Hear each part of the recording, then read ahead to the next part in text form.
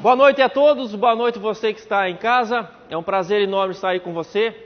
Prazer enorme estar aqui na cidade de Toledo, uma cidade irmã aí de Cascavel, muito boa, por sinal. Você que do Brasil inteiro aí, principalmente do sul, venha para cá. Toledo é muito aconchegante, né, pessoal? O pessoal quer que venha turista para cá, gastar dinheiro, enfim, morar, encher de estrangeiro aqui. É brincadeira. Toledo é muito tranquilo, uma cidade fenomenal. O Focus aí escolheu a dedo a cidade e estamos sendo muito bem recebidos. Sou o professor Franco, nós vamos trabalhar a matéria de ética no serviço público para o concurso do INSS, tá? Antes de mais nada, se você não souber este alvo aqui, se tu tiver dúvida sobre este alvo, nós não conseguimos avançar, tá? Então, o primeiro conteúdo da matéria chama-se conceito. Vou trabalhar 3 conceitos básicos de ética, moral e direito. No momento central aqui, o mais profundo conceito é o conceito de ética, tá? Vocês têm a apostila na mão?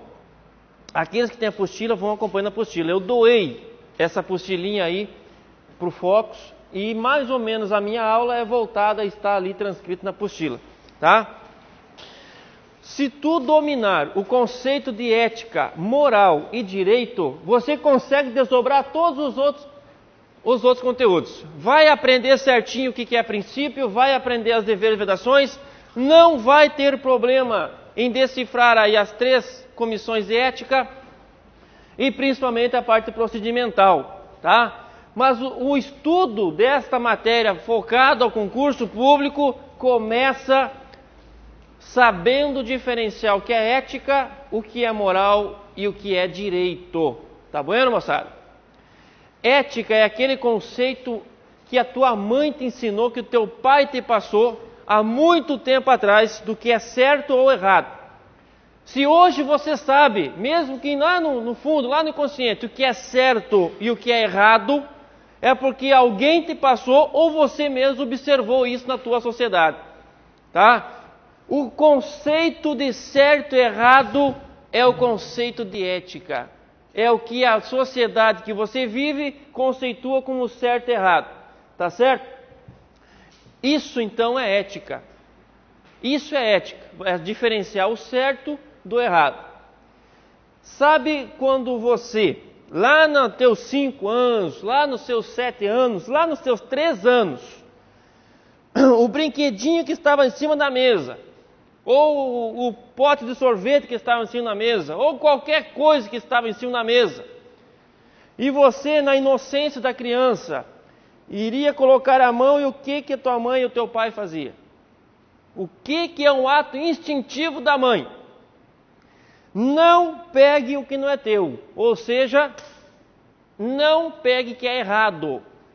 Esse não pegue o que é errado é quando você está aprendendo o conceito de ética, tá? E esse conceito, esse tapinha na mão, alguns levaram um pouquinho mais, né? Um tapinha um pouco mais evoluído. O conceito de certo e errado demorou a entrar, mas ele aprendeu. Pode ter certeza que o tapinha foi evoluindo para outros setores do corpo humano, mas ele foi aprendendo o que é certo e errado à base da vara. E meu amigo, até os 7 anos de idade, mais ou menos, você fecha, presta atenção àqueles que têm filho, neto, sobrinho, primo, você fecha o conceito de certo e errado daquela criança. Estudos apontam que até os 5, 7 anos, aquela criança, aquele ser humano, já está com o conceito de certo e errado plenado. Então, muito cuidado com o que você fala, com o que você faz perto de uma criança desta idade. Porque ela está em formação ética. E tudo que ela aprender, assimilar, vai levar para o resto da vida. Tá? Leva para o resto da vida o conceito do que é certo e errado, porque está aqui dentro, ninguém te tira. Vão te esfolar, vão te torturar, mas eles não vão tirar o conceito de certo e errado que você aprendeu quando tinha 7 anos. Agora, se todo mundo sabe o que é certo e errado, se todo da sociedade que você vive sabe o que é certo, sabe o que é errado, impostos pela mesma sociedade, por que então todo mundo não executa o que é certo? Por que todo mundo então precisa de normas, que é a terceira esfera, para legalizar isso? Ou seja, no momento que você voluntariamente faz o que é certo e deixa de fazer o que é errado, nós não estamos mais no conceito de ética, nós já estamos no conceito de moral. A moralidade é quando você voluntariamente faz algo ou deixa de fazer porque é certo ou errado. Esse é o conceito de moral. E ela muda conforme o tempo. A ética não, ela é perene. É um conceito, é um primado, é uma base.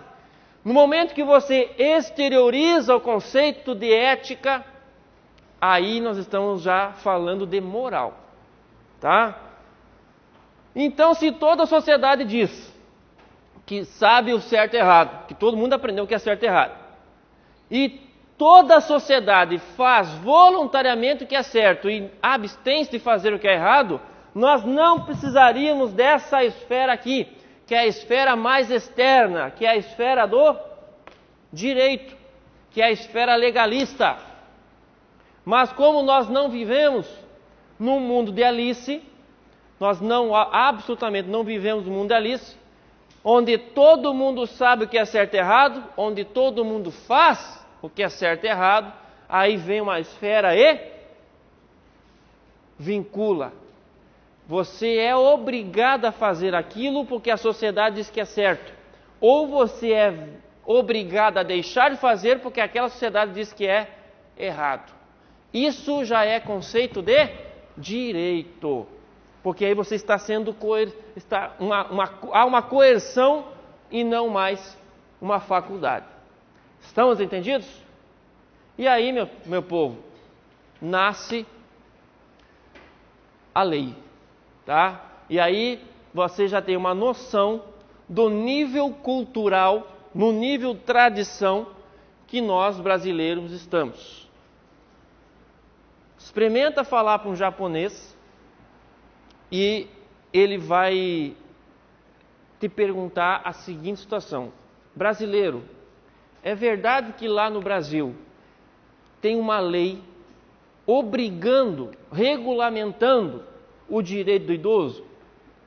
Você vai responder o quê? Sim, lá existe uma lei obrigando o brasileiro a respeitar o idoso. O japonês ele não vai entender. Para ele é uma coisa ridícula. Como, meu Deus do céu, que no Brasil precisa de lei para tu, brasileiro, respeitar o mais velho? Isso não tem fundamento no Japão. Aqui precisa de lei. Porque nós sabemos o que é certo e errado. Tu sabe que precisa respeitar o mais velho, tu sabe que precisa levantar para o mais velho sentar no ônibus, mas você não é capaz de fazer voluntariamente. E aí no Brasil tem que vir o quê? Uma maldita lei obrigando você, brasileiro, a levantar para o velhinho sentar. Vem um alemão. Brasileiro, é verdade que lá tem uma lei para você aprender a respeitar a criança? Tem ou não tem uma lei aqui? Tem a porcaria do estatuto que obriga o brasileiro a respeitar o direito da criança, que não entra na cabeça do alemão. Meu Deus do céu, lá precisa ter uma lei obrigando você, brasileiro, a respeitar o direito da criança, mas isso é ridículo. Mas no Brasil ainda precisa, porque nós, infelizmente, o nosso conceito de moralidade está muito aquém desses países milenares, né? Citei 2 exemplos, espero que vocês relativizem isso. Tá certo? Então, esses 3 conceitos, eles existem no mundo todo. É óbvio que existe legislação no Japão e legislação na Alemanha, né? Não em todo mundo. Só que nós, pessoal, pensa bem, temos mais de 13 mil leis ordinárias. Todas essas leis ordinárias, estou falando só das ordinárias, regulamentando direitos, determinando obrigações que poderiam ficar só na esfera do conceito de ética e moral. Só que nós, brasileiros, nós não temos ainda a formação para poder fazer isso, aplicar isso de forma voluntária. Tá certo? E aí você diz, mas isso está muito longe da minha realidade. Não está.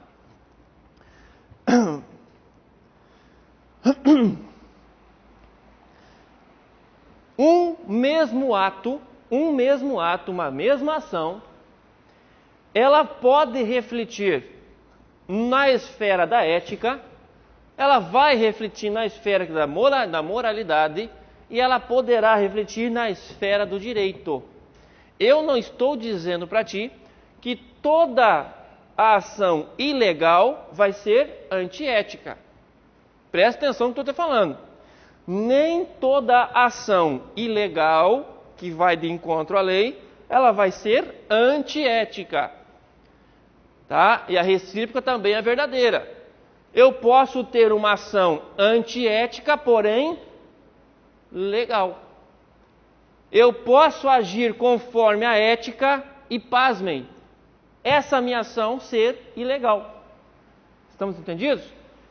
Então, o que acontece? Eu posso ter uma ação antiética e ilegal ao mesmo tempo, mas isso não é sempre, tá? Então, se na tua prova, porventura, eles afirmarem que toda ação ilegal é, por consequência, uma atitude antiética, você vai marcar o quê? Errado. Nem sempre uma atitude ilegal é antiética. Velho exemplo. Vamos botar exemplo. O que tem de bom para fazer no sábado à noite aqui em Toledo? Para botar aquela pilcha bonita, sabe aquela pilcha de sábado à noite? Me convidaram certa feita para vir num tal de Empório. Existe o Empório aqui ainda, não? Esse ixo, o que é? É porque eu tô velho ou o que aconteceu? Explodiu o Empório? Hã? É. Então assim, vai para a noitada em Toledo, bota aquele vestido de primeira estirpe, de 2 dedos, abaixo da cintura, tá? Então, vai para a noitada, prolonga essa noitada aí para o domingão. Você, servidor ou servidora pública, faz o que na segunda-feira de manhã? Tem que trabalhar. Não deu tempo de ir embora trocar de roupa.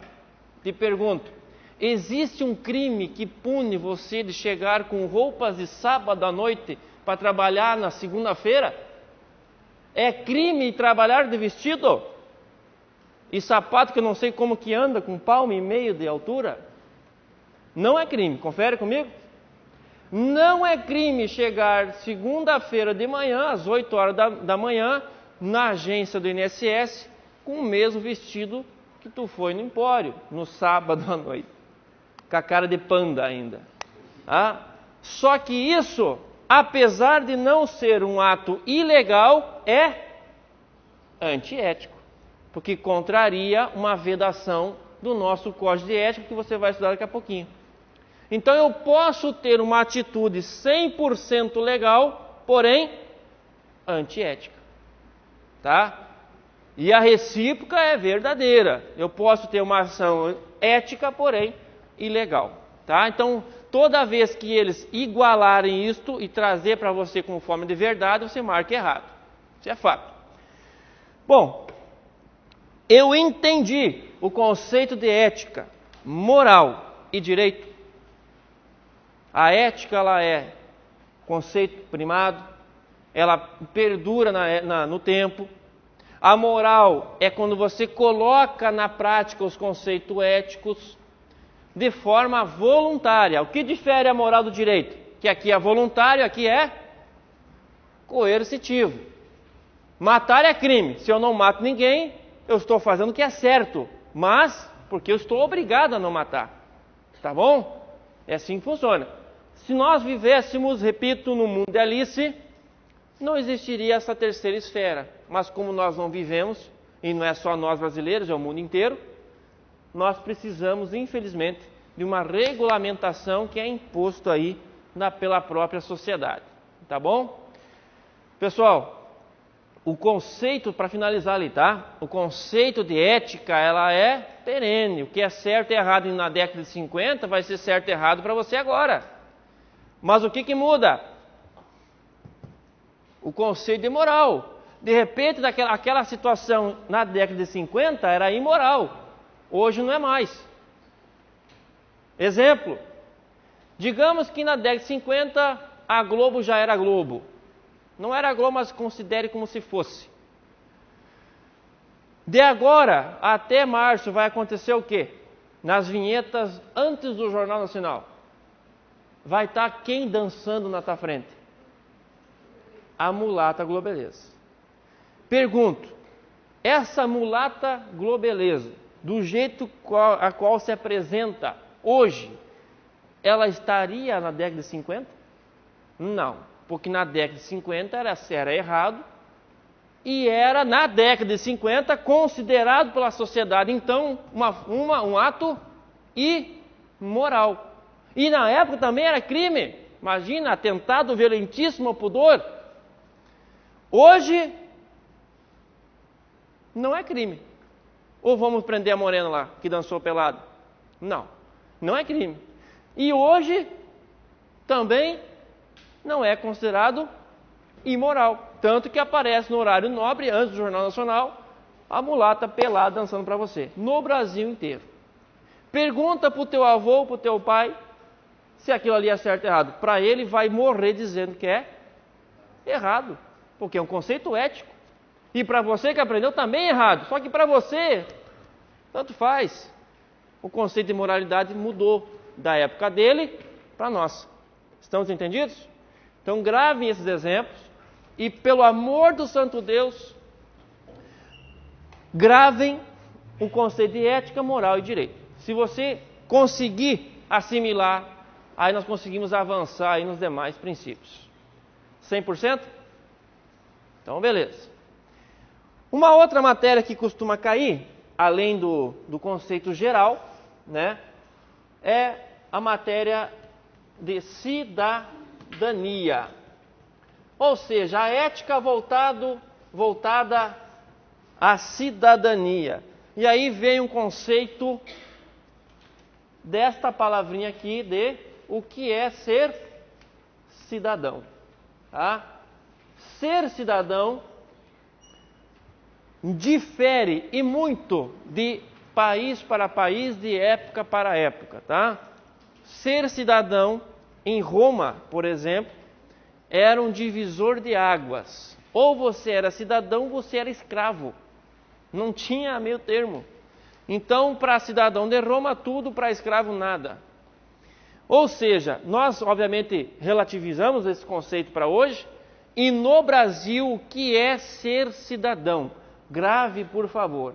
Cidadão é um sujeito de direitos, tem direitos, porém também tem deveres. Então, ele é uma pessoa de direitos e deveres. Tá?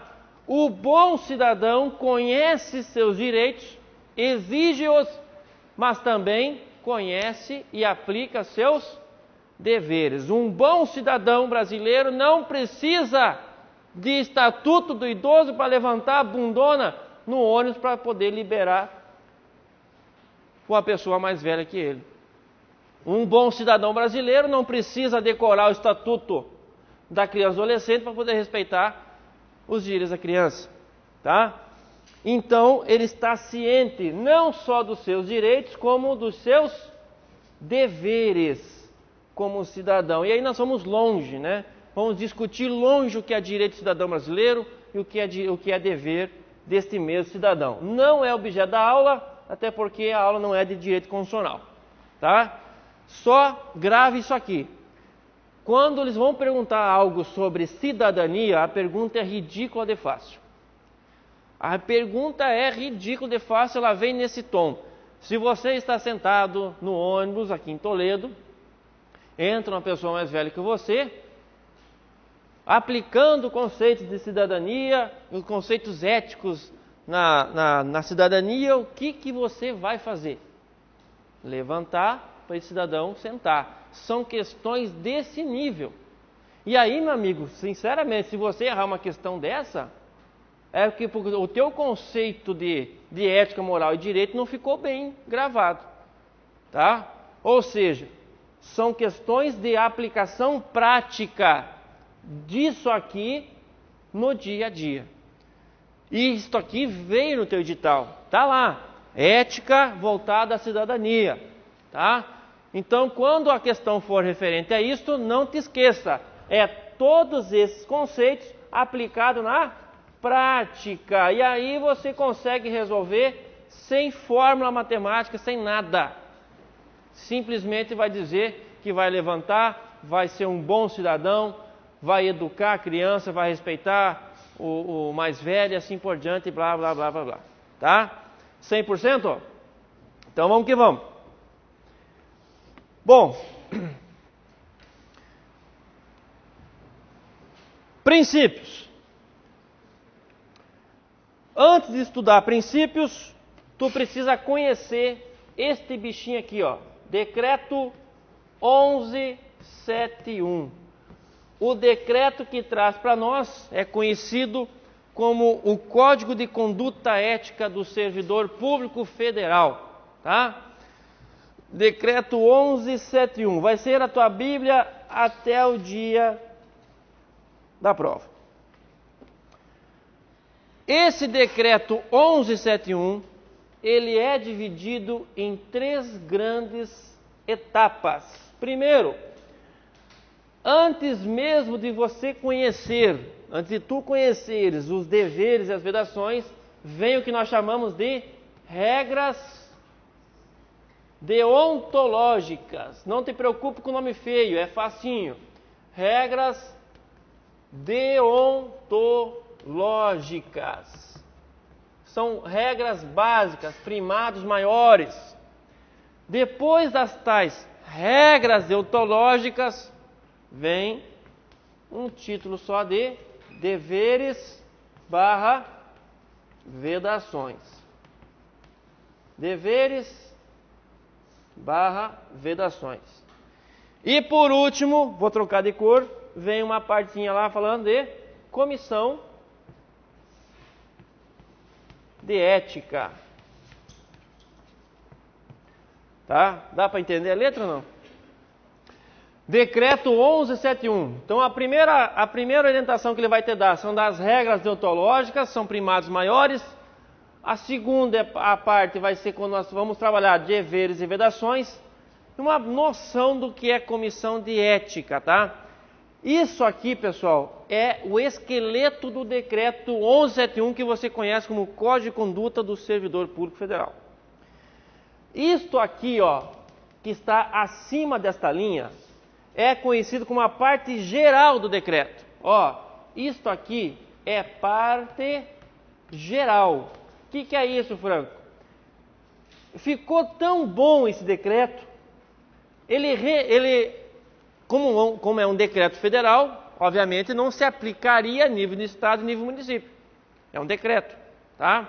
Mas ficou tão bom esse decreto, ele reflete tanto a vida do servidor, que não é só o federal, mas vale para qualquer nível, que ele poderá ser utilizado, e de fato é, nos 3 níveis da federação.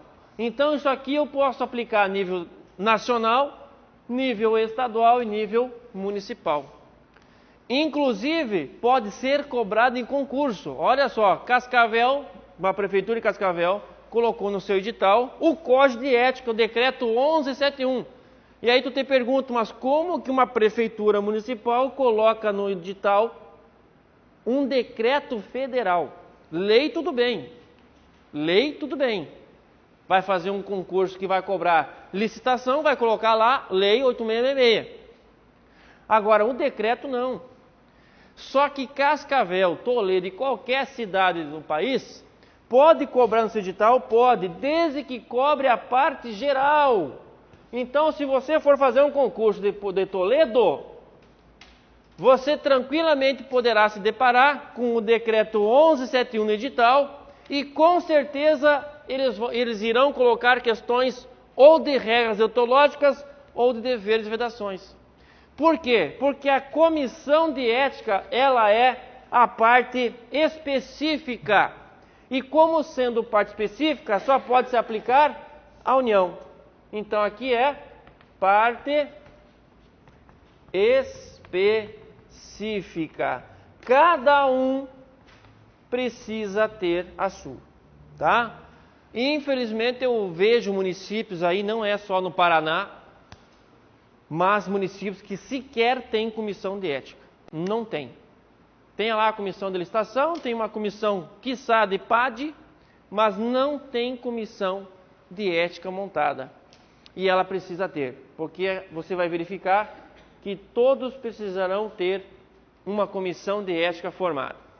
E esta comissão de ética que está ali só vale para nível federal. O restante você vai poder analisar e estudar para qualquer nível. Continuando o esqueleto. Esse decreto 1171, que é o nosso Código de Conduta Ética, ele vale para quem? Quem que vai precisar ler isto, aplicar isso na prática? Anote aí. Tanto servidor quanto o empregado, tá? Servidor ou empregado. Não interessa que está escrito lá só servidor. Servidor ou empregado. Qual que é a diferença, turminha? De ser servidor e ser empregado? Servidor público para empregado público. Servidor público ocupa cargo. E emprego, quem ocupa é empregado. Você vai ser empregado ou servidor do INSS? Servidor, você vai ocupar cargo. Você vai ter FGTS? Não. Não vai ter. Vai ter divisão de lucro? Não. Mas você vai ter estabilidade. Então são regras que o servidor ele vai seguir um estatuto próprio e o empregado vai seguir o estatuto geral que você conhece como CLT, tá? É melhor ser servidor ou empregado? Tanto faz, passe em qualquer um, assuma e depois tu vai discutir, tá? Eu já fui empregado, já fui servidor e hoje não sou nenhum dos dois. E vou te falar, é bom mesmo, bom. Servidor tem a tal estabilidade que no final você acha que não tem estabilidade nenhuma, né? Essa estabilidade ela é utopia. Mas o empregado, apesar de ser regido por um conjunto geral, não um estatuto próprio, o empregado público, por exemplo, tem facilidades que o servidor nunca terá. Imagina você recebendo lucro, dividindo lucro de uma Petrobras, nos tempos áureos, hoje não. Você dividindo lucro do Banco do Brasil, você nunca vai dividir lucro do INSS. Por quê? Porque esse é um direito entregue apenas aos empregados, nunca a servidor. Enfim, tanto o servidor quanto o empregado, desde que sejam federais e desde que sejam do poder executivo. Eles precisam ser servidores ou empregados do poder executivo federal. Se tu vai ser um empregado ou um servidor do Poder Executivo Federal, da qualidade civil, então, meu amigo, seja bem-vindo à aula de ética que tu vai precisar aprender o decreto 1171, tá? O que eu coloquei de branco aqui é fundamental. Por quê? Porque eu tenho servidores públicos federais militares e eles não seguem o Código de Ética. Eu tenho outros servidores públicos civis, mas eles não são do Poder Executivo. Então, para o lado de cima, você vai marcar o seguinte: aqueles servidores que não estão sob o manto do 1171, ou seja, aqueles do Poder Judiciário aqueles do poder legislativo, o pessoal do Congresso não precisa obedecer, e os militares federais. Por quê, Franco? Porque cada um deles tem o seu respectivo código de ética, que não é o decreto 1171. Somente você que vai ser servidor ou empregado do Poder Executivo Federal na qualidade de civil, porque os militares não seguem. Com certeza, só que não será nunca exigido em concurso, por exemplo, para eles, né? E eles também têm o código deles lá. Pode ter certeza. Me perguntaram já aqui, eles não vão. Esse pessoalzinho aqui, eles não vão seguir, nós não tem código de ética no Congresso? É óbvio que o Congresso tem código de ética. É óbvio.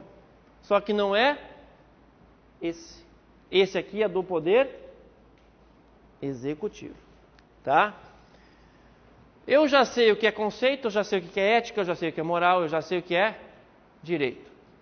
Eu já sei onde isso é aplicado na prática, ou seja, no momento da cidadania.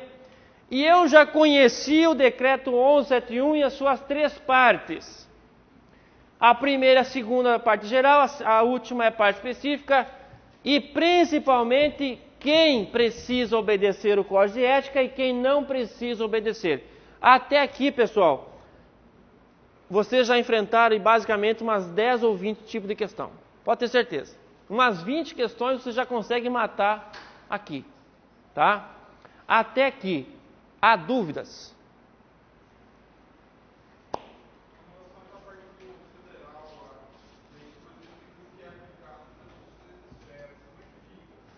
Eu não entendi, companheiro. Lá embaixo, a gente diz que se aplica ao Executivo Federal e Civil, mas aí a parte geral a gente diz que se aplica ao outras esferas. Poderá. É que assim, os outros códigos também têm parte geral, tá? Então o que acontece? Quando eu falo que essa parte geral poderá ser aplicada em outras esferas, se eu tenho um código específico para eles, é óbvio que eu vou seguir o código específico. Tá? Agora, se notadamente, isso também pode seguir a parte geral. Ou seja, é óbvio que o militar só vai chegar para trabalhar devidamente fardado. Ou seja, muito mais específico de você chegar com roupa que não condiz com a realidade, que é a parte deontológica, que é dever. Aqui para nós temos um dever funcional que diz que tu precisa te apresentar com roupas condizentes. E isso para o militar vai muito além. Então o que acontece? Para esse pessoalzinho aqui, eles vão ter os seus respectivos códigos de ética e vão segui-los. Tá? Isso aqui é fundamental. Isso aqui te responde umas par de questões. Consegue? Perguntou para você, chegou em casa agora, que aula teve hoje? Tive aula de ética. Eu aprendi que o decreto 1171 é o Código de Ética do Servidor Público e que também serve para qualquer tipo de empregado do Poder Executivo Federal, desde que seja civil. Você já está se localizando no teu conteúdo, tá? A partir daqui nós vamos avançar, então. Tem alguém que não é de Toledo? Da onde, compadre? Céu Alvorada. Tu é cascavelense, então. Tá naquela divisão tá naquele limbo, né? Mas é cascavelense.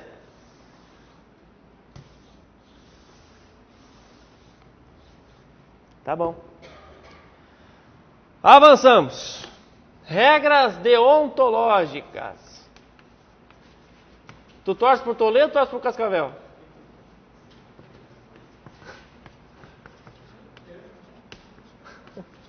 Tá ruim, né, tchê?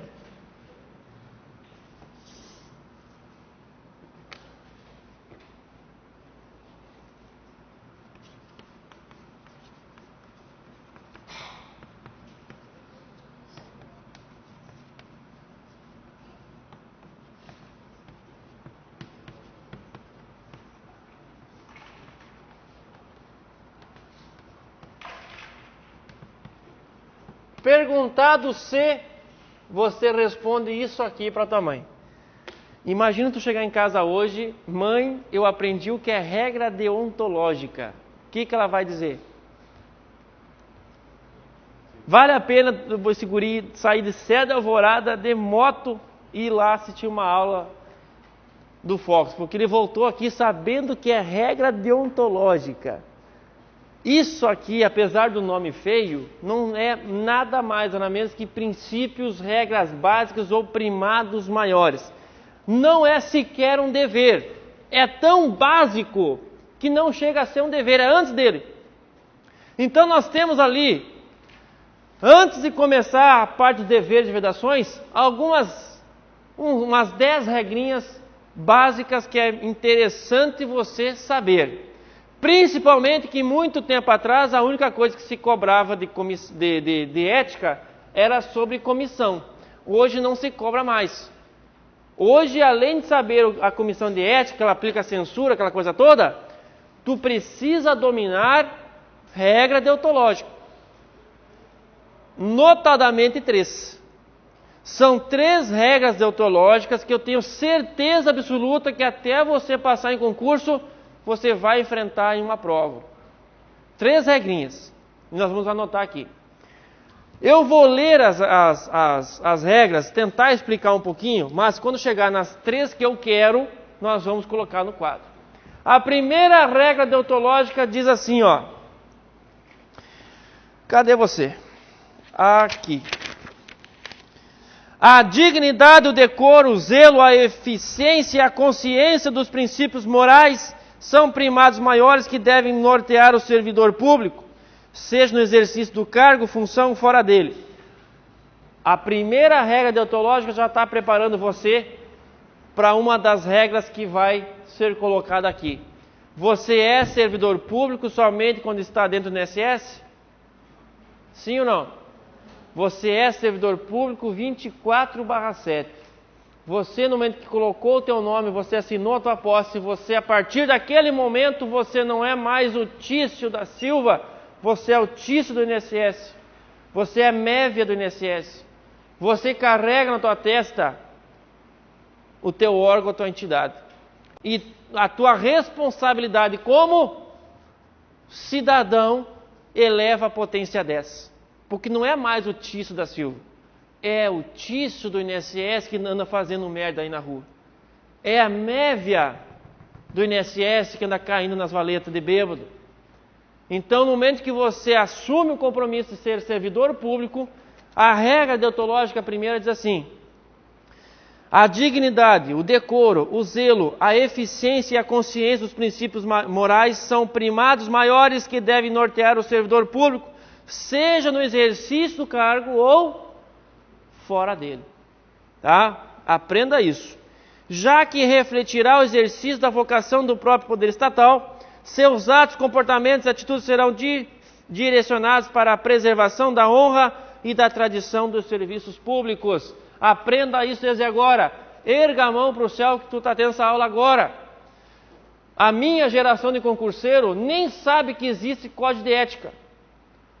Nós não tivemos isso. Na nossa época de concurso, não faz tanto tempo, em 2005 para trás, nem se falava em código de ética, ninguém falava, isso aqui é 2007, não se fala em código de ética, em matéria de ética, em questão de ética, em concurso que eu fiz. Nunca fiz um concurso, e não foram poucos, que cobrasse lá a matéria de ética. Então, isso que vocês estão tendo agora, pessoal, saber que existe um código, estudar o código antes mesmo de se tornar um servidor, e se tornar um servidor, é fenomenal. Aumenta a qualidade do serviço público de forma impressionante. Tá? Primeira regra. Segunda, o servidor público não poderá jamais desprezar o elemento ético de sua conduta. Qual é o elemento que está mais profundo? Não é por acaso que o Código colocou isso. Você, na tua tomada de decisão, na repartição pública que você estiver, tu não pode desprezar o conceito de certo e errado que a tua mãe te ensinou há 20, 30, 50 anos atrás. Você precisa carregar isso na tua tomada de decisão no teu dia a dia com o servidor. O servidor público não poderá jamais desprezar o elemento ético da sua conduta. Assim, não terá que decidir somente entre o legal e ilegal, justo e injusto, conveniente e inconveniente, oportuno e inoportuno, mas principalmente entre honesto e desonesto. Das 3 questões que eu te falei, esta aqui é a primeira. Eu vou colocar assim, ó. 1, 2, 3. A número 3, a número 2 e a número 11. Em questão de importância para concurso, coloque esta aqui, tá? Eu vou chamar ela de paralelos. Você precisa saber os 5 paralelos. Em questão de concurso público, esta regrinha deontológica, ela é a terceira que mais cai em prova. Ou seja, você nunca poderá desprezar o conceito básico de certo e errado. Isso você vai nortear a tua decisão. Olha aqui, não precisará decidir somente entre o que é legal e ilegal, justo e injusto, conveniente e inconveniente, oportuno e inoportuno, mas principalmente o que é justo, o que é honesto e desonesto. Então, por favor, coloque esses 5 paralelos aí no teu caderno. E nunca mais esqueça. Se porventura o CESP esquecer, você marca errado. São 5 paralelos. 5. Quais são? Primeiro, legal do ilegal. Segundo, justo do injusto. Terceiro, o que é conveniente e do que é inconveniente. Quarto, o oportuno do inoportuno. E por último, o que é honesto do desonesto. Tá? Gravamos? Vamos lá. São 5 paralelos e não são 3.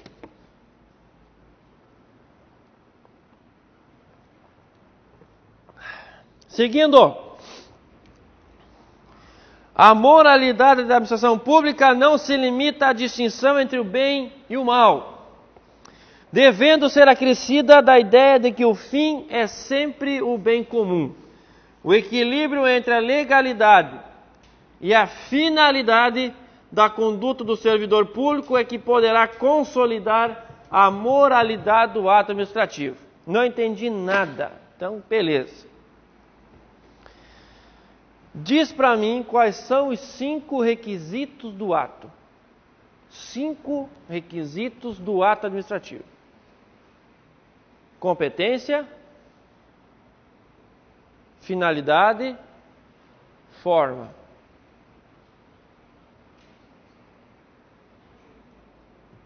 Faltam os 2, que poderão ser discricionários. Objeto e motivo. Competência, finalidade e forma, motivo e objeto. São 5 requisitos que, sem ter esses 5 requisitos, nós não temos ato. Tá? Isso nós vamos estudar na matéria de direito administrativo. Um dos requisitos do ato chama-se finalidade. E na aula de direito administrativo você vai aprender que existem 2 finalidades. A finalidade imediata, aquela que está escrita na lei.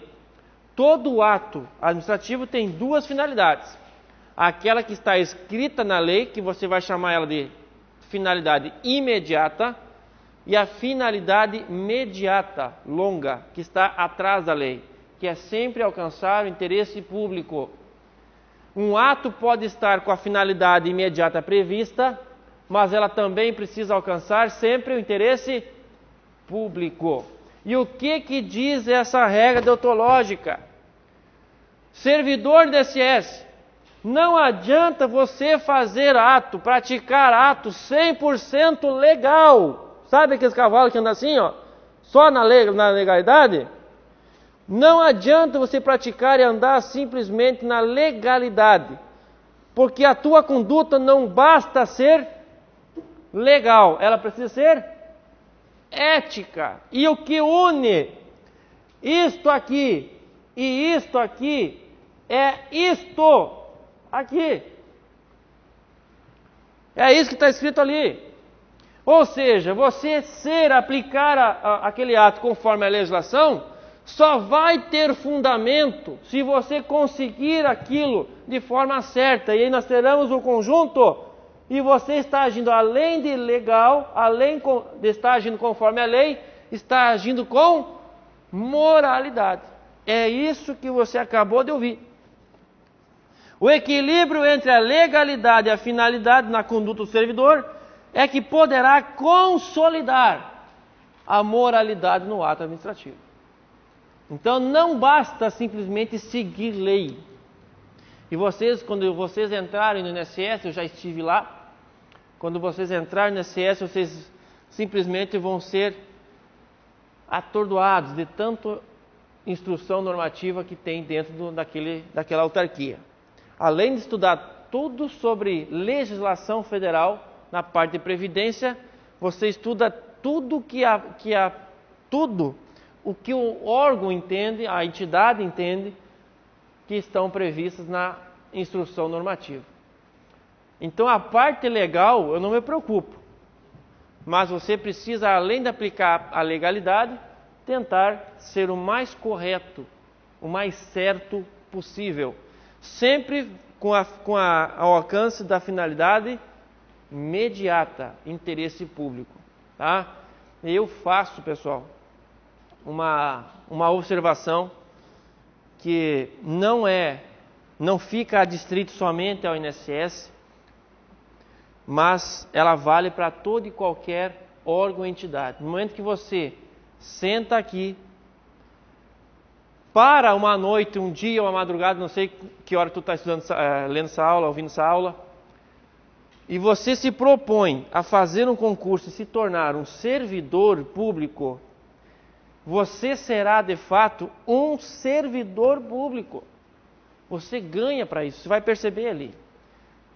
Se você até agora não entendeu o que você vai ser, você vai sofrer muito no decorrer da tua carreira. E a mesma coragem que você está tendo agora de sentar, perder tempo de vida, né, de lazer, de família, você tem essa mesma coragem depois de aprovado. Não gostei do INSS, não é para mim. O que você vai voltar a fazer? Estudar para cair fora. Vou procurar melhorar, ou é por causa do dinheiro, então eu ganho pouco, ou é por causa do próprio órgão ou entidade, mas tem a mesma coragem e volta a estudar de forma simples, objetiva, tá? De forma humilde, e saia de lá. Senão você vai ser frustrado na tua carreira, você vai frustrar outros que estão ao teu lado, e principalmente você vai frustrar aquele cidadão, aquela cidadã que vai sentar na tua frente. Tá? Não descarregue na velhinha, coitada da velhinha, que esperou 50 anos para sentar na tua frente. Ela não tem a mínima ideia da quantidade de documento que precisa para se aposentar. Nunca contribuiu com R$1 para a Previdência. Ela vai chegar lá com uma carteira de identidade amarela, um papel daqueles de bloco de leite, e vai dizer assim: minha filha, eu vim aqui me aposentar. E aí você joga o nome dela lá no sistema, não tem uma contribuição sequer, e você já sabe que a aposentadoria é o benefício contributivo. Se não deu R$1 a Previdência, você não tem que estar pegando dinheiro agora da Previdência. Você vai dar essa notícia com um sorriso para ela. Tipo, minha senhora só não tem dinheiro para receber da Previdência. Ah, a senhora se fudeu, ó, não contribuiu, agora quer vir se aposentar? Vá trabalhar. Ah, mas pelo amor de Deus, tenta encaixar um LOAS para a coitada, direciona para um assistente social, faça alguma coisa, porque ela tirou leite 59 anos da vida dela, para chegar na tua frente e você descarregar toda a tua insatisfação do INSS, porque é a terceira vez que você está aqui, né, e não tem documento e só me dá serviço. Eu já passei por isso, eu já fui no INSS. No tempo que ganhava R$800, quanto que ganha agora um técnico? 5 pau. E nós ganhávamos 890 e poucos real, e tinha que estar lá às 5 da manhã, de colete azul, para fazer o quê? Para dar a senha. Agora precisa da senha, não? Não precisa da senha, todo mundo chega atrasado, todo mundo tem o seu computador, a sua mesinha, atende só o que está já previamente agendado, ganha 5 barão por mês, trabalha das 8 ao meio-dia e acha ruim. Preste atenção no que estão fazendo com a vida de vocês, tá? Isso é importante. Que passar no concurso vocês vão. De repente não agora, mas para frente. Já falei, eu sou muito realista. Né? Leva um choque, né? Próxima. A remuneração do servidor público é custeada pelos tributos pagos direto ou indiretamente por todos, inclusive por você mesmo. Isto tem que ser colocado no fundo da memória. Você é servidor público pago para isso, inclusive com dinheiro teu. Então, no momento que você está no INSS, faça um bom trabalho. Se não é aquilo que você esperava, estude e sai fora. Para aumentar salário, até para mudar a rotina. Eu fiz isso, eu não estava muito bem no INSS, tanto pelo salário, que era 800 e poucos reais, mas também pela rotina, que não é para mim. Não quero isso aqui para mim. Vou voltar para o quartel. Estudei, passei na ESA, fui militar aí 6 anos de tropa, de carreira. Não estava bom no quartel, saí do quartel, saí do exército, passei para outro concurso, assim vai. Tu tem que ter coragem de estudar e passar. Não é difícil. Agora, a remuneração do servidor público é custeada pelos tributos pagos diretamente ou indiretamente por todos, inclusive por você. E diz aqui o quinto: o trabalho desenvolvido por você, servidor, perante a comunidade deve ser entendido como acréscimo do seu próprio bem-estar. Repito e repito, se tu não está bem, você não vai conseguir trabalhar bem, você não vai conseguir refletir, transformar aquele teu trabalho num ambiente bom, e você vai simplesmente tornar a tua vida e a vida de quem te cerca um inferno. Eu sei disso porque eu tenho mais de 10 anos de carreira pública. E já trabalhei com sabe aquele cidadão que chega assim, às 8h02 da manhã, iniciando um plantão, diz, puta que pariu, falta só 24 horas agora. O cara trabalha um dia e folga 3. Trabalha 7 plantão no mês. Ele trabalha 1 semana e folga 3 semanas. Ele trabalha 1 semana e folga 3. Ele trabalha um dia e folga 3 dias. Ele trabalha 24 horas e folga 72. E nos primeiros 2 minutos do plantão que é dele, ele chega para você e diz o quê? Meu Deus, que desgraça. Falta só 24. Mas pelo amor de Deus, trabalha 7 dias no mês e está reclamando do quê? Eu já trabalhei com esses caras, sei bem como é que funciona. Não seja, e sabe o que é pior? Eu saí de lá, e ele está onde? Está lá ainda reclamando com outro, e vai reclamar com outro, e o outro que passou ali, passou para juiz, ele vai vir o outro e vai reclamar com o terceiro, e assim vai morrer lá dentro, reclamando. Adiantou alguma coisa? Não adianta. Enfim, não seja esse, pelo amor de Deus. E agora a nota segunda. A função pública deve ser tida como exercício profissional e, portanto, se integra, repito, se integra na vida do cidadão. Ou seja, você é servidor público 24/7. Você é servidor público 24/7. É a segunda que mais cai em concurso. Ou seja, servidor 24/7. Você é servidor público 24 horas por dia, 7 dias por semana, estando dentro do INSS ou não. A partir do momento que você assina o termo de posse, você vai ser reconhecido pelo órgão ou pela entidade que pertence. Tá? Então vamos lá.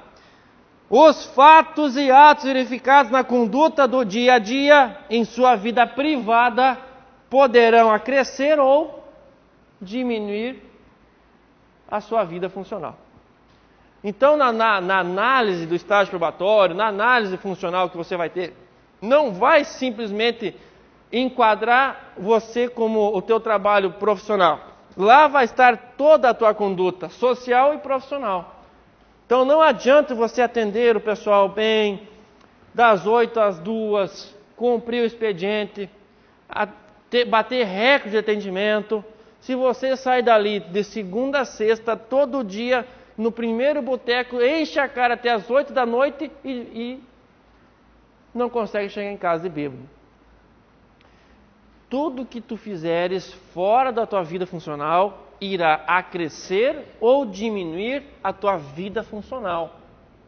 Coloque isso na tua cabeça. A responsabilidade que você tem no momento que você ingressa no departamento, numa entidade como a INSS. Tá? Isso é importantíssimo.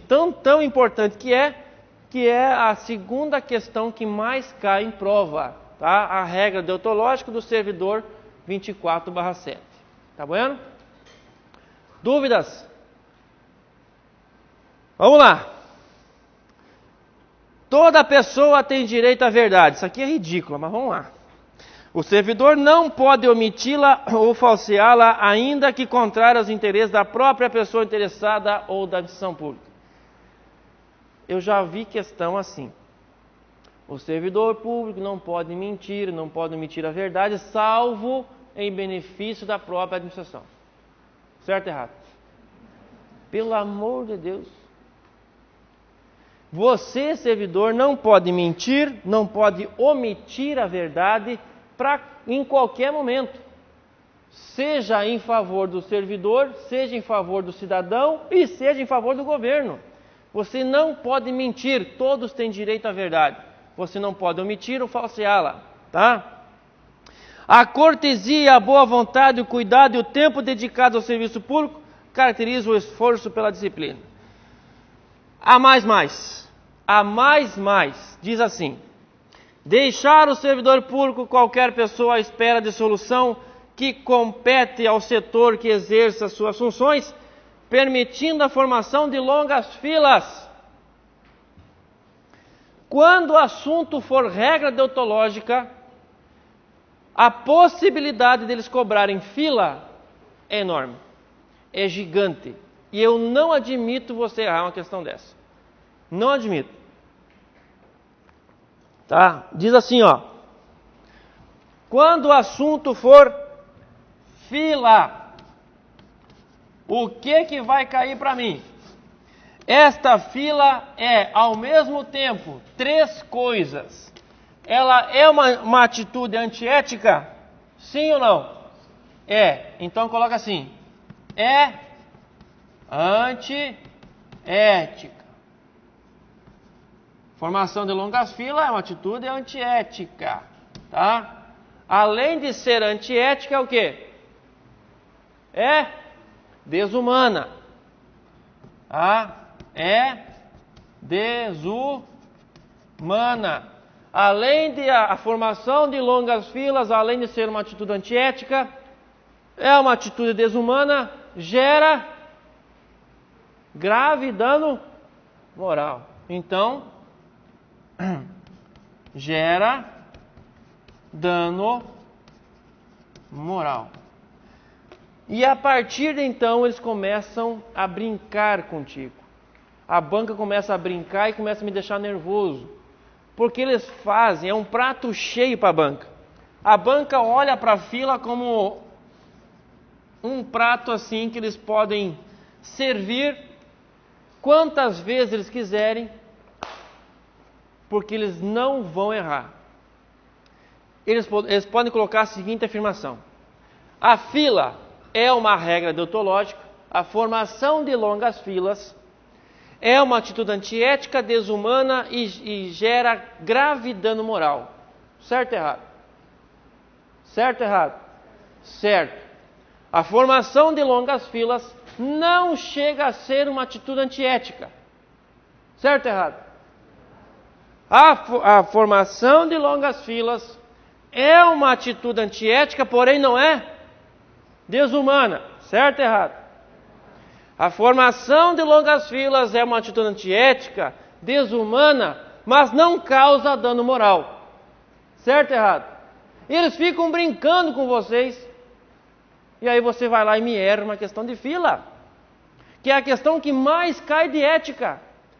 Se falar assim, ó, vai cair código de ética, aí o que você vai pensar? Se cobrar a regra deontológica, vão cobrar fila. E se cobrar fila, você vai dar risada. Ao contrário dos outros, você vai dar risada. Chega no portão de prova e fala assim, viu, você estudou regra deontológica, você vai infartar o candidato. Por que você não estudou regra deontológica do Código de Ética do servidor público civil da União? Rapaz do céu. Ele vai sair com a cabeça baixa, vai dar 2 migué e vai embora.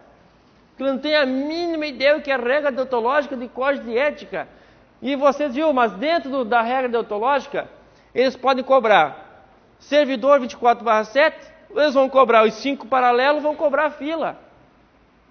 E aí você vai, aquele que ainda estava ouvindo você, ele vai embora. Diz, não tem como concorrer, estou indo embora. Se ele sabe tudo isso, a matéria ridícula que é ética, imagina previdenciário. Não vou nem puxar assunto de previdenciário, porque o bicho aqui domina. O Cé de Alvorada ali não dança naquele bailão de mola. Tem negócio de mola ainda não? Tem um salão de mola lá? Salão de mola? Depois tu vai subir aqui e vai falar para o Brasil inteiro como que dança chula numa pista de mola. Quem é que já foi dançar naquele salão de mola lá? Ah, tu foi, né, companheiro?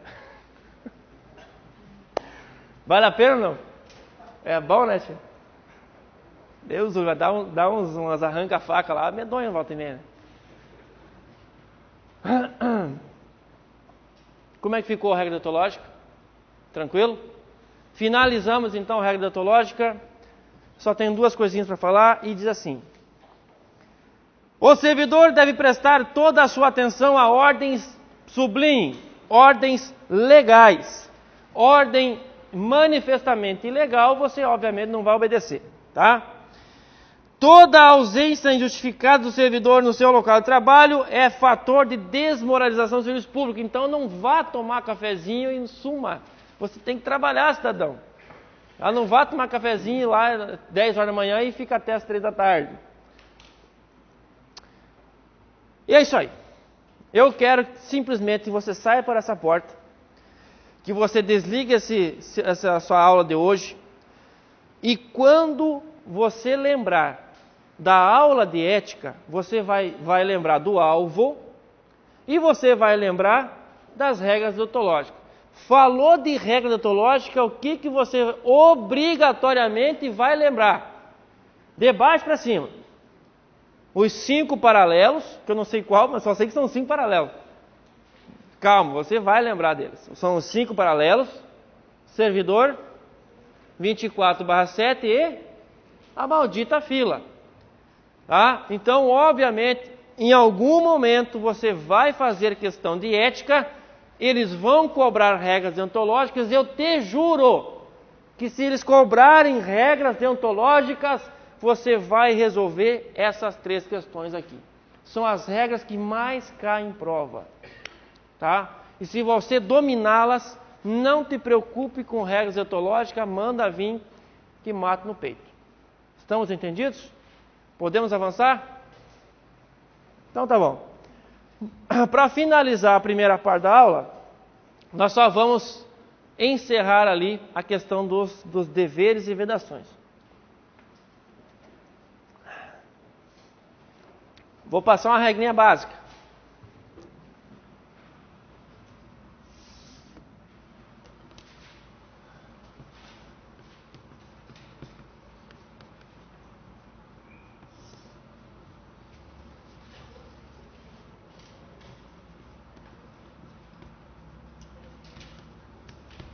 Deveres e vedações.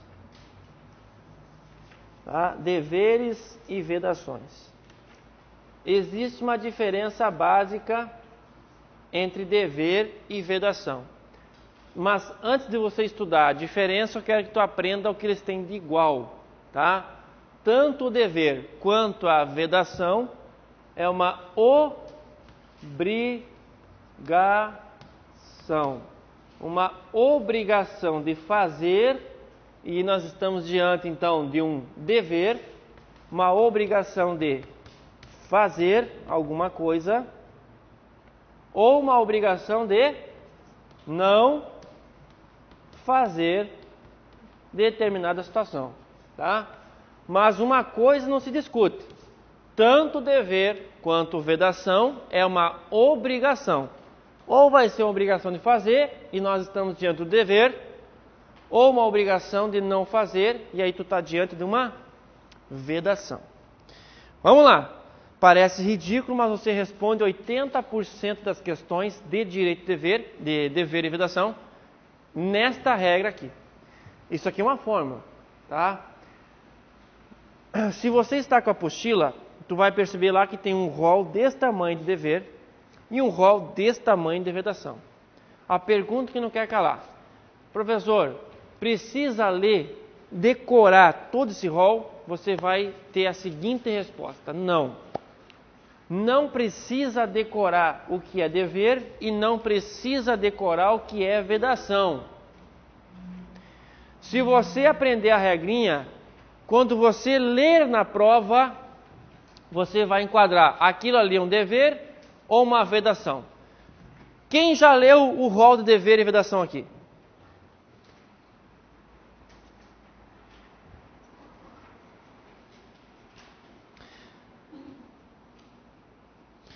Apresentar-se ao trabalho com vestimentas adequadas ao exercício da função. Tu não leu, não tem a mínima ideia se isso aqui é um dever ou uma vedação. Mas se porventura o CESP coloque isso: apresentar-se ao trabalho com vestimentas adequados ao exercício da função é um dever funcional, o qual está previsto no Código de Ética, Decreto 1171. Certo ou errado? Certo. Apresentar-se ao trabalho com roupas adequadas é um dever ou uma vedação? Por que é um dever? Porque é uma obrigação de fazer. Ponto, matou. Outra. Facilitar a fiscalização de todos os atos ou serviços por quem de direito. É uma obrigação de fazer ou não fazer? Então é um dever. E assim vai. E assim vai. Eu vou ler uma vedação para tu aqui. Desviar servidor público para atendimento de interesse particular. Aqui mais cai. É uma obrigação de fazer ou uma obrigação de não fazer? De não fazer. Logo é uma. E assim vai. Não precisa decorar, perder tempo decorando rol de dever e rol de vedação. É óbvio que isso resolve 80% das questões. Eles vão colocar lá e vai perguntar assim para você: fulano, isso é um dever ou uma vedação? Aí você aplica a fórmula e responde. Mas o que me preocupa não é os 80%. O que me preocupa é o 20%. Esses 20% que tu não consegue resolver com a maldita fórmula. Prestem atenção.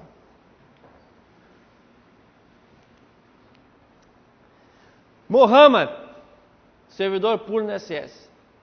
Mohamed, servidor público no INSS, às 10 horas da manhã, pega seu tapetinho, pega sua bússola, joga o tapete no chão e vai fazer o quê?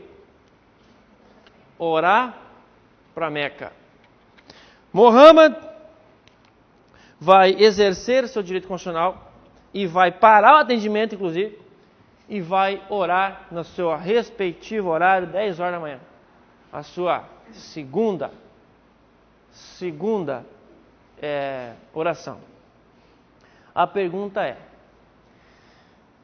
Mohamed, no momento que ele está orando, Mohamed pode ou não pode rezar? Essa oração, o exercício religioso, é um dever ou uma vedação do servidor? Você colocaria essa situação narrada deste lado ou deste lado? Sem murmúrio. Em Alvorada. Para que lado tu vai? Grêmio ou Inter? Juventude, gostei. Vou torcer pro Juventude. Vou torcer pro Caxias, vou torcer pro Brasil de Pelotas. O que achou? No momento que você falar assim para a prova, O exercício da religião, nesse caso, é um dever funcional. Você está obrigando Mohamed e todos os servidores públicos a seguir uma religião. O que a Constituição Federal te diz no artigo 5º? Que nós temos um Estado laico. Que o exercício da religião, ela é liberal. O exercício da religião é dividido em 4 setores: fé, crença, liturgia, culto e templo.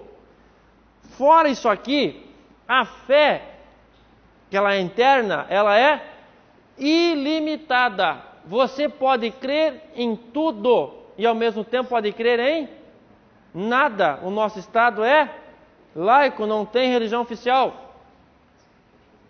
No momento que você exige que o Mohamed reze, você está obrigando o servidor público a rezar. O exercício da religião é um dever? Não. O exercício da religião é uma vedação?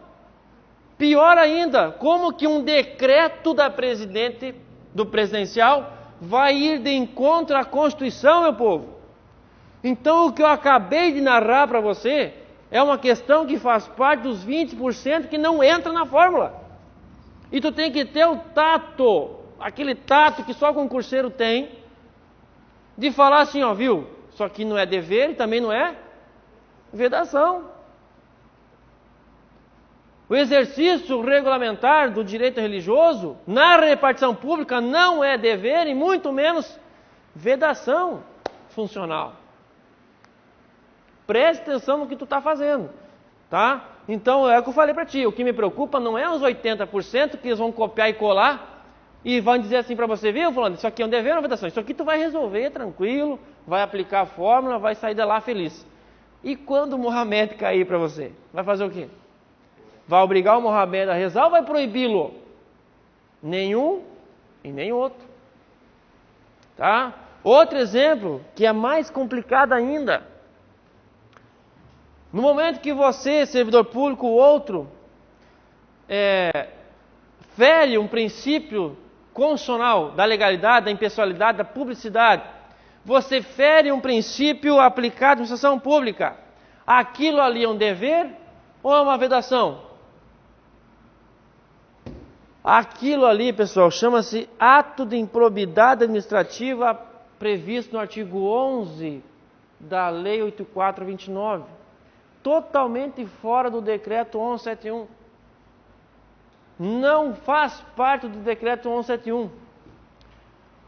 E eles colocam lá: a não publicação de ações que fica a cargo de você, a não prestação de contas por você, servidor, fere o código de ética por ser uma vedação ou por ser um dever. E aí você vai lá e marca, você tem que lembrar que isso fere princípio da publicidade aplicado na administração pública, é ato de improbidade administrativa que não tem nada a ver com código de ética.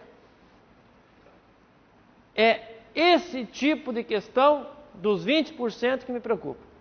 E tu tem que ter o tato, senão tu não vai acertar. Tá? É isso aí. E aí me pergunta assim, ó, Franco, quando que eu vou ser acusado, então, de praticar um ato, uma atitude antiética? A resposta é nítida, é clara, objetiva. Toda vez que você descumprir um dever, ou toda vez que você praticar uma vedação. Chegou para trabalhar segunda-feira com vestido curto, não condizente com a função, é ato ilegal? Não, mas é antiético. Por quê? Porque fere um dever. Você acabou de ver comigo. Mandar um funcionário teu ir pagar a luz da Copel no horário de almoço dele é ilegal? Não é ilegal, mas é antiético, porque você praticou uma vedação. Toda vez que você não fazer uma obrigação de fazer, que é dever, ato antiético. Toda vez que você praticar algo proibido, ato antiético.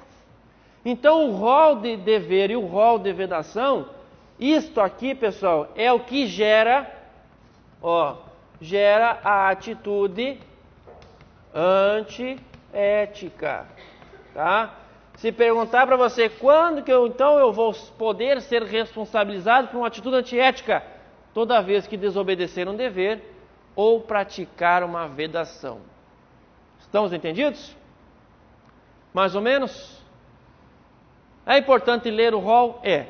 Não precisa decorar, mas é importante ler para você ter uma noção do que é dever, uma noção do que é vedação, para que quando cair os Mohamed da vida, tu esteja mais ou menos sabendo o que é dever e o que é vedação, tá?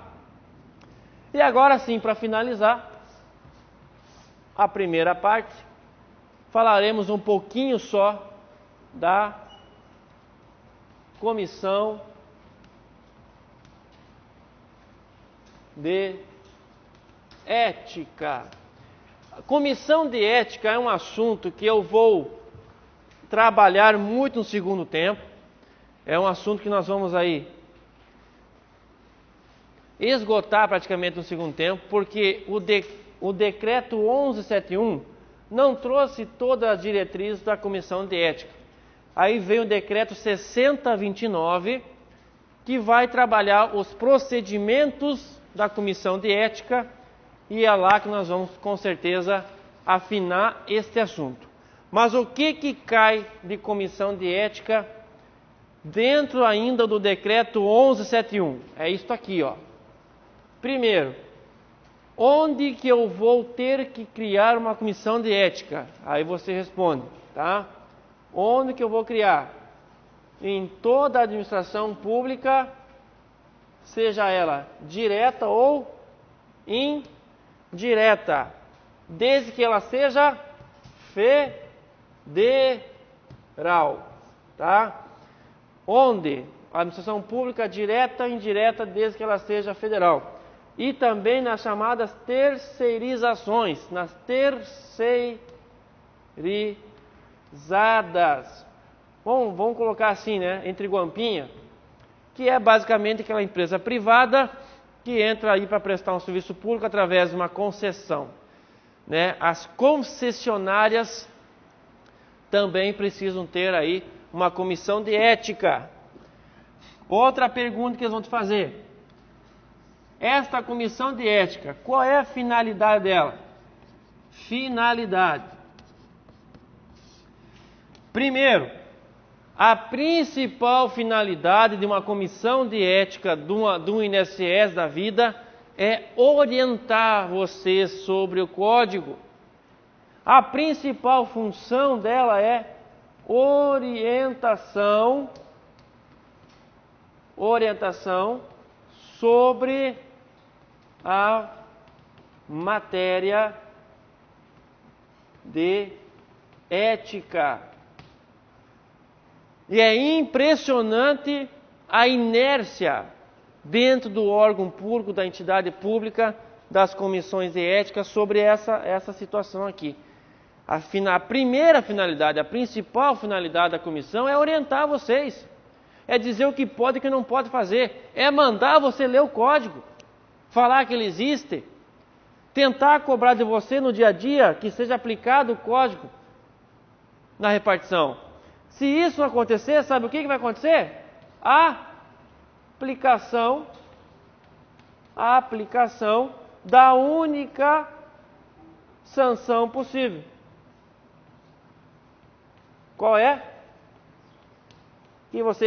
Antigamente era só o que caía. A aplicação da única sanção possível, que você conhece como censura. Então você, censurado, né? Você aí, servidor público que foi cometeu uma atitude antiética, que foi condenado pela comissão de ética, você não vai ser preso, você não vai ser demitido, você não vai ser multado, suspenso, advertido, morto, nada. A única coisa que a comissão de ética pode fazer com você é o quê? Adivinha? Censurá-lo. E isso interfere o que na minha vida? O que isso influencia na minha vida? Vou te falar, o servidor censurado, no ato ele não vai sentir. É diferente do PAD, que ele vai levar multa, ele vai levar uma suspensão, ele vai ser demitido. O servidor censurado, sabe quando que ele vai sentir o peso da mão da comissão de ética? É no transcorrer da carreira. Porque uma das funções dessa comissão de ética é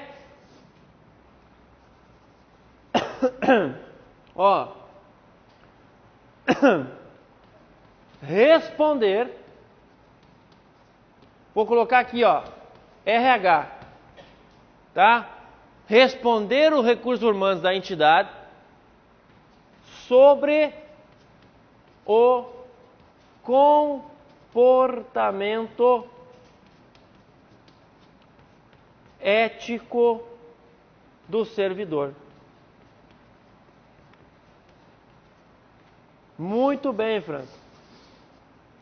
É aqui, nesse momento, que começa a pesar a mão da comissão. No momento que você vai subir através de progressão funcional, passou de nível, ou você vai passar de classe, aí não é mais progressão, é promoção. Ou até mesmo você foi indicado para assumir uma função gratificada ou um cargo em comissão, sabe, antes do RH autorizar, antes do RH te promover, antes do RH te progredir, para quem que ela precisa ligar, mandar um e-mail, pedir informação? Comissão de Ética do INSS em Brasília. Comissão, o Alvorada aqui, pensa um guribão, piabão mesmo, bom de lida, vou botar ele como chefe do setor. Vou colocar ele como função gratificada nível 3, vai ganhar R$ 1.888 a mais. Manda o nome dele para Brasília e o que está escrito na testa dele? Censurado. Brasília vem, volta, diz assim, não pode nomear o cidadão porque ele está censurado. Simplesmente não assume a função, perde a ganhar mais R$ 1.800 e poucos por mês. E é ali que você vai sentir o peso da comissão de ética. Toda a tua turma sendo progredida, toda a tua turma sendo promovida, e quem é o belo que está ali, parado, estagnado na carreira? Você. Enquanto estiver censurado, você não progride, não promove e não assume função gratificada ou cargo em comissão. Essa é a finalidade da aplicação da censura e, obviamente, finalidade da comissão de ética do nosso código. Estamos entendidos? Dúvidas? Se não há dúvidas, há dívidas. E vou cobrá-las. Podemos parar por aqui? Intervalinho?